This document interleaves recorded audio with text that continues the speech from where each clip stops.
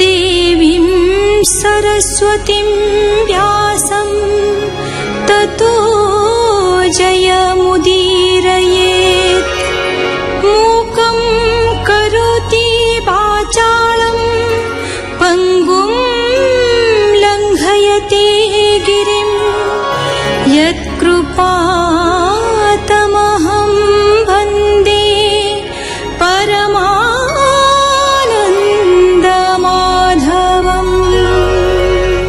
सुरसागर तेबे यार महान गुणटी अछि।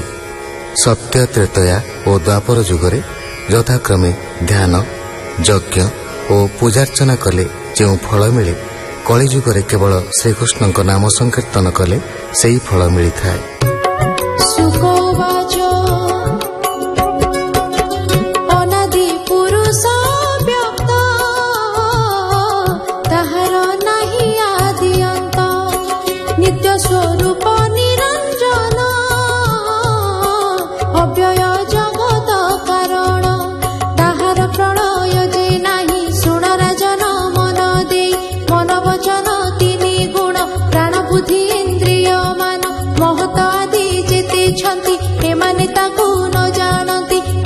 समूह कारण जामाया कल्पना भियाण। स्वप्न जाग्रत जार नाही, सुसुप्ति भेद ही न थाई। पृथ्वी जल अग्नि पवन आकाश चंद्र सूर्यमान अनुभवी तर्की न पाई मूल ब्रह्म स्वरूप से ताठारे जोग माया लीन ब्रह्मांड समेत होइण एही प्रकारे लय होए प्राकृत प्रलय बोलाए बुद्धि इंद्रिय अर्थ मान ज्ञान रे जेबे हंती लीन प्रलय आत्यंतिक अपर नाम तार मुख्य ब्रह्मांड समेत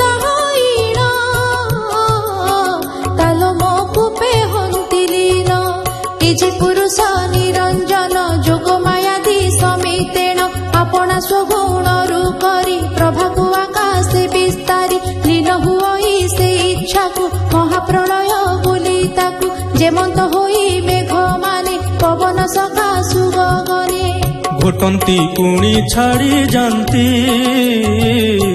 तेमंत होई माया गति माया सकाशु ए ब्रह्मांड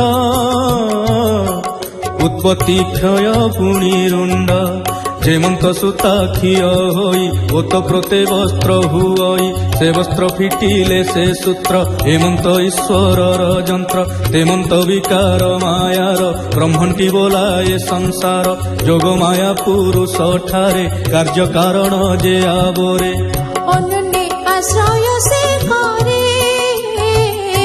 संजोग विजोग प्रकारे एणु से भ्रम हेउछि संसार जड़ आवरिछि ए जेते आत जात ताहार मायार रचना नाना रूप करे सर्जना जेमंते ठूल सुवर्णादि कारण कार्य कुंडलादि नाना अलंकार गढ़ाई बहु विचित्र नाम देई तापुणी भांगी दगधिले एक हुई जे प्रकारे मायारु जीव एवे भारे ब्रह्मांड कल्पे प्रकारे देह जे हुई विनाश नाम जस रहे विशेष ए भावी वासुदेव लीला ज्योति प्रभाव सकला सूर्य तेजो चक्षु जन्मई मेघरे सूर्य नदी सई ब्रह्मरु जन्म ए प्रकार त्रिगुणमय अहंकार आत्मदर्शन विरोधई मायारे उहाड़ करई से मेघ पुणी नाश गले सूर्य प्रकाश होए भले जीव परम तेबे पाई अज्ञान तमकु नाशई आत्मा विवेक ज्ञानमय माया अहंकार निर्णय पाश बंधन ज्ञान खड्गे जेबे न छेदे मति भंगे অজ্ঞান ভ্রম সে ভ্রমই আত্মাকু দর্শন ন পাই। যেবে সে মায়াকু ছেদই ব্রহ্ম শরীরে লীন হই, সাযুজ্য মুক্তি সে লভই মাতৃগর্ভরে লীন হই। এ যে কাল ঈশ্বর মূর্তি নাহি তাদি অন্তস্থিতি, লভই নানা পরিণাম যেহ্নে আকাশে জ্যোতির্গণ। তেমন্ত কাଳର মহিমা যাଅନ୍ତ ন ଜାଣନ୍ତି ବ୍ରହ୍ମା, କୋଟି କୋଟି ବ୍ରହ୍ମାଣ୍ଡ ମାନ ଉତ୍ପତ୍ତି ସ୍ଥିତି ଅବସାନ।